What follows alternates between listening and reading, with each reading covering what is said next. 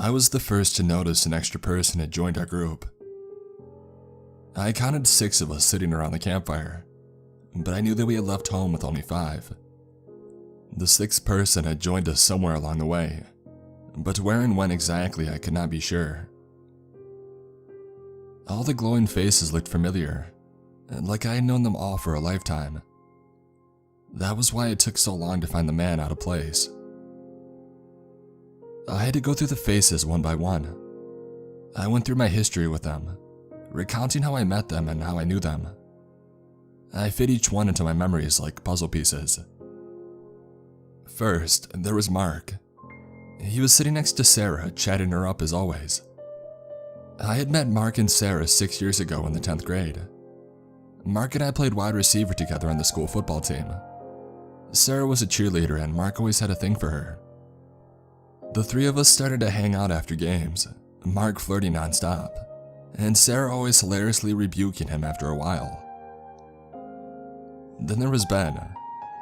We had been best friends since the 1st grade, inseparable ever since we bumped heads playing tag during recess. He had his arm around his longtime girlfriend, Justine. She started at her school when she moved from Chicago in the 7th grade. Ben sat next to her in English and soon she became a part of our group at the time. She was quiet and shy when she first arrived, but once we got to know her, she opened up. She was one of the coolest and nicest people you could ever get to meet. She had also become close with Sarah in the past few years. And then there was the 6th face, the piece that did not fit. I stared at him and his name escaped me. That is, if I ever had it in my memory banks in the first place. He looked familiar, but I could not place him in my memories. But why, if I recognized him, could I not remember his name? Why did he sit among us, acting as if he belonged? He stared at Mark and Sarah as they chatted. He laughed when they laughed and smiled when they smiled. I couldn't figure it out. The question burned in my head. How had he, a stranger, joined our little group without any of us noticing something amiss? Yo, Porter! Ben pulled me from my thoughts. Your head up in the clouds or something? I was just telling Justine about our 5th grade teacher. What was his name again? Mr. Smith, I said. Oh yeah, Mr. Smith. I was telling Justine how you could rile that guy up like nobody else. Remember that time you handed in an assignment printed in yellow ink? Ben and Justine laughed. Yeah, I remember, I said. I can still see the steam coming out of his ears. They laughed again and I joined in half-heartedly. When I glanced the strange man's way, he was watching us, grinning. He was always watching, always on the periphery, and never partaking. Part of the reason that he had flown under the radar. I was struck with the sense that he was studying us. My skin crawled.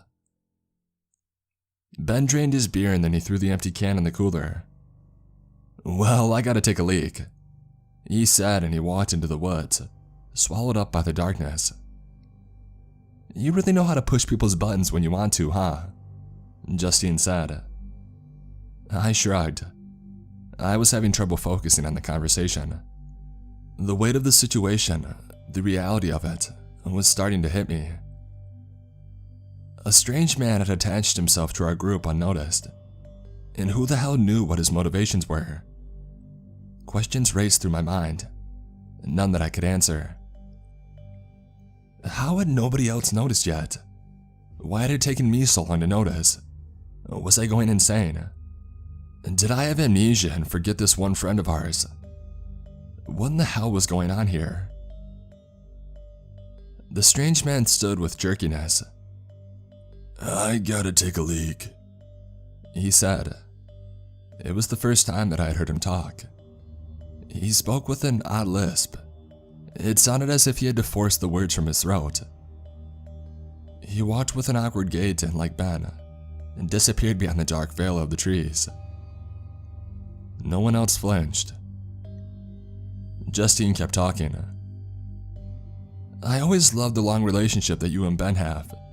It was so hard moving cities and leaving all my old friends behind. I mean, I can't complain too much. I wouldn't have met Ben and all you guys otherwise. Justine, don't you see what's going on here? What? You're telling me that you haven't noticed. Noticed what, Porter? What are you talking about? Who was that guy?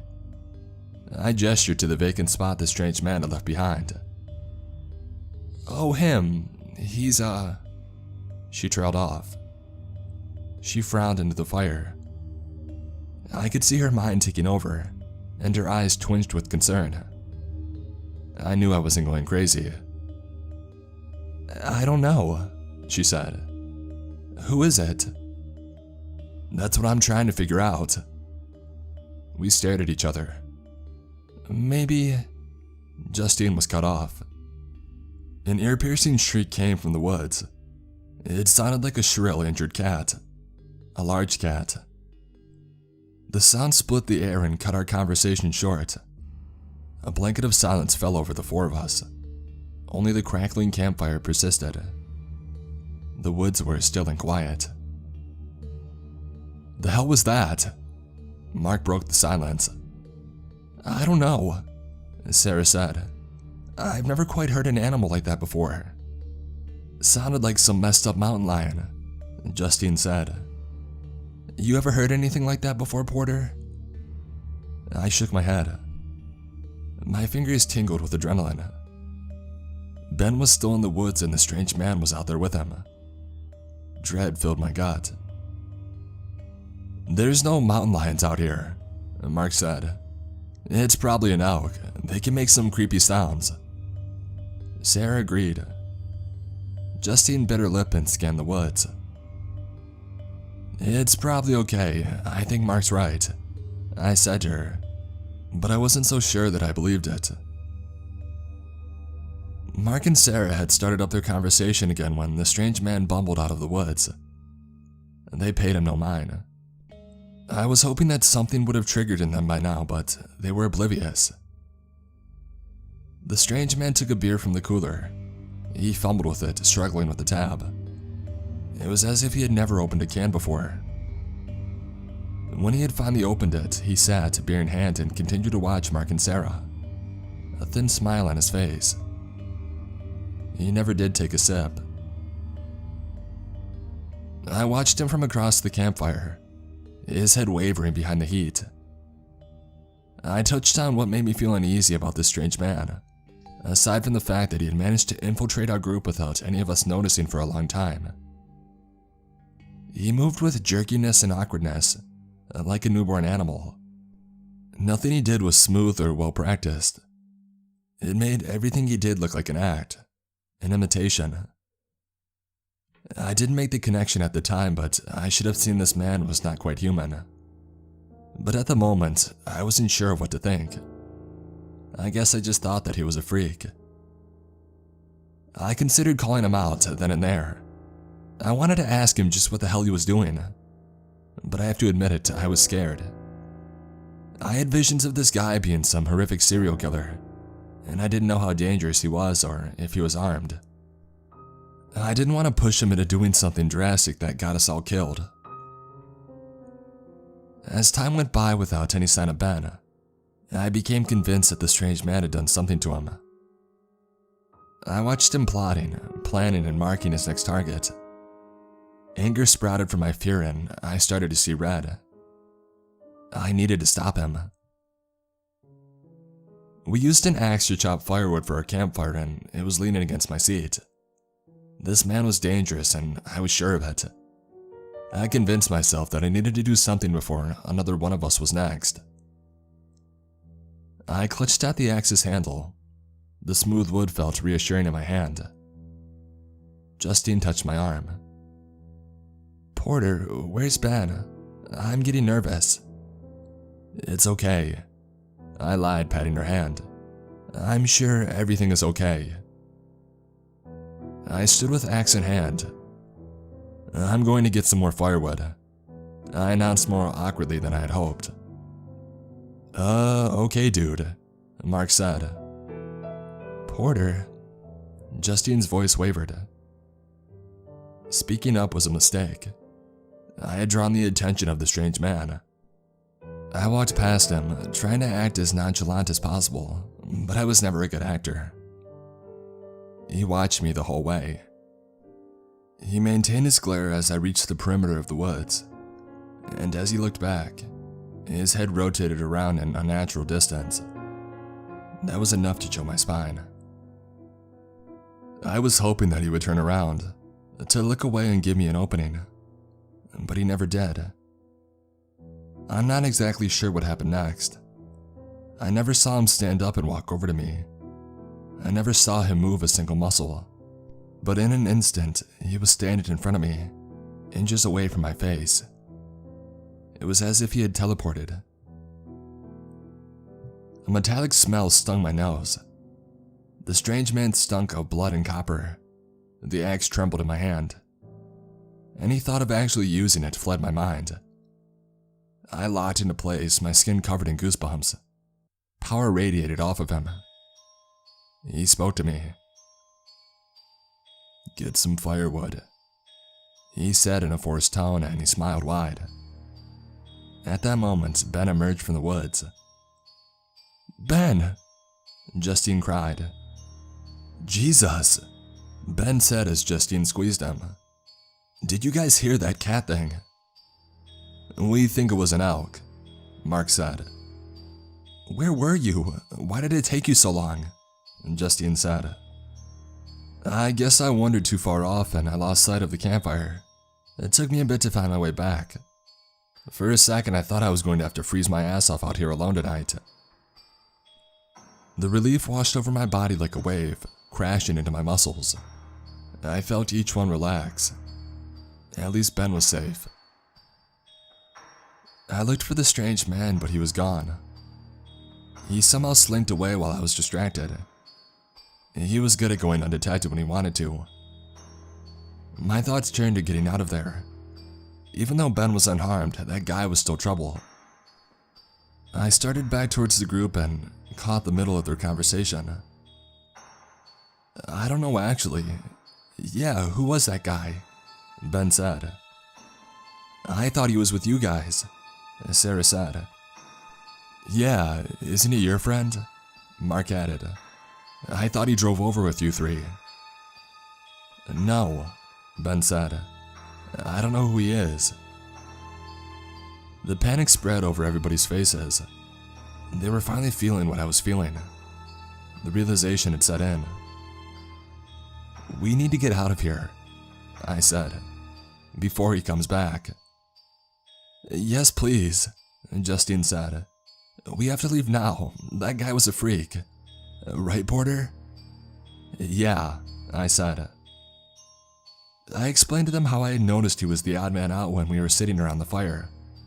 I explained the odd behavior, and they all agreed that the guy was strange and possibly dangerous. None of us could pinpoint exactly when he had joined the group. He had slipped in unnoticed and unaccounted for. It was uncanny. We packed our tents in record time. We trekked the 15 minutes to our cars through the dark woods, flashlights in hand. We heard the screech of an elk again, if it was an elk, which I have my doubts about now. And we took some comfort from the fact that it sounded farther away. Even so, we picked up our pace for the final stretch of the walk. I felt like I could finally relax behind the wheel, and I locked the doors of my SUV. Justine and Ben sat in the back while Mark and Sarah followed behind in Mark's beaten up Ford Laser. We were heading out of the woodland and were planning to shack up at a motel for the night, before heading back home in the morning. I thought we were free and clear. We wound our way around the dark roads that snaked through the woods. I let a smile open up on my face when we finally reached the exit road. It was an arrow straight stretch of asphalt that split through the last few miles of woodland. I pressed on the accelerator. I couldn't wait to get the hell out of there, and I think Mark was feeling the same way because he sat close on my rear bumper. I remember thinking, at least we'll have a strange tale to tell after all of this. I didn't think that it was about to turn into a horror story. The trees and the dashed lines of the road blurred past us. My headlights reached out for the seemingly endless road, and my speedometer needled its way towards 100 miles per hour. I don't know what possessed me to go that fast, and I wish Mark didn't follow my lead. It was a mistake. The strange man appeared from behind a tree. He walked in the middle of my lane. I slammed on the brakes, but it was too late. The next sequence of events happened so fast it played like a slideshow on my mind. The tires screeched and there was a smell of burning rubber. The strange man folded over my bonnet and got sent flying down the road. He skated across the pavement on his back, moving with such speed it looked as if he was gliding on ice. And more tire screeching. Mark flew past in the opposite lane, fishtailing. He fought it, and for a moment I thought that he had saved it, but the car hooked right into the trees. The sickening sound of crunching metal reverberated in the air. Mark's car slammed into a tree, driver's side first, sending fragments of glass and metal flying. The car bounded off one tree and into another. The front passenger side impacted this time. The front light exploded and the passenger side cavity caved in, sending a wheel bounding into the woods. The crumpled heap of a car came to a rest. Justine was the first out of the door, crying out Sarah's name, then went after her and I followed after him. Everything felt surreal as shock coursed through my body. It was as if I was watching through a screen. I floated over the asphalt as Justine and Ben sprinted towards the steaming wreckage. The crash scene dimly lit by my SUV's one remaining headlight. There are two screams that I'll never forget. They imprinted themselves in my brain and I'll hear their echoes at night forever. If I happen to get Alzheimer's later in life, I know the last thing to go will be these screams. The first one I heard when I was 13. It came from my mother. It flooded the house, splashing off the walls. I ran out of my room to see her crumpled at the front door with two police officers standing by. They had notified her that her eldest son, my brother, had died. The second came from Justine when she saw what was waiting for us in that Ford Laser. Mark was unrecognizable. He was a shattered mess of bone, skin, and blood, melded and intertwined with the crumpled steel. Sarah was blinking slowly, her breathing labored. Her one arm shattered, broken into too many places to count. Her legs crushed in knees from the front of her car, which crumpled back into her leg space. Her legs would have been flat if I could see them. Justine turned away and fell to her knees, face buried in her hands, shoulders heaving. Ben tried to comfort her, but he just couldn't take it and he had to turn away and throw up off the side of the road. I pulled out my phone and I struggled to dial 911. With my fingers shaking, I kept pressing the wrong numbers. My voice was small and distant as I explained what happened to the operator. She told me to stay on the line, but as I looked down the road, I dropped my phone. The strange man was standing there. His grin reached from ear to ear, showing a grandstand of teeth. His shoulders shrugged up and down as if he was laughing.